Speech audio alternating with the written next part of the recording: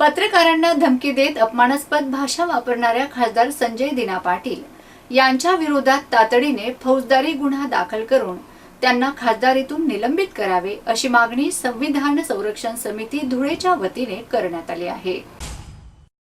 या मागणीचे निवेदन धुळे जिल्हाधिकारी प्रशासनामार्फत राज्याचे गृहमंत्री देवेंद्र फडणवीस यांना मंगळवार दिनांक 30 जून रोजी सादर करण्यात आले।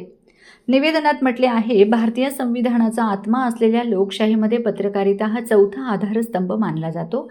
लोकप्रतिनिधींना जनतेच्या प्रश्नांबाबत जाब विचारणे हा पत्रकारांचा घटनात्मक अधिकार असून त्यांना धमकावणे, शिवीगाळ करणे, मारहाणीची व खुनाची धमकी देणे, सार्वजनिकरित्या अपमानित करणे हे लोकशाही व संविधानाच्या मूल्यांवर आघात करणारे कृत्य आहे।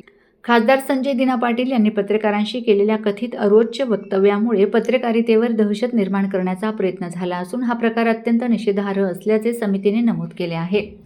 त्यामुळे संबंधित खासदाराविरुद्ध तातडीने फौजदारी गुन्हा दाखल करून प्रकरणाचा जलदगती न्यायालयात निकाल लावावा, तसेच चौकशी पूर्ण होईपर्यंत त्यांना खासदारकीतून निलंबित करण्यात यावे अशी मागणी निवेदनातून करण्यात आली आहे।